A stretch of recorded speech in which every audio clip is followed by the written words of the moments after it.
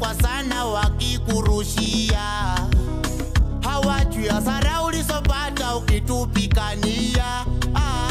Usuni umetuacha haraka na hujatuambia. Umepaa kweli, umeenda kabisa. Mpe sala Mwenyezi, tuhudie njia, kwa maana tunakuenzi. Ona umetulia, hatuna mtetezi wa kutulilia pia. Pawa, pawa, tumeishiwa pawa.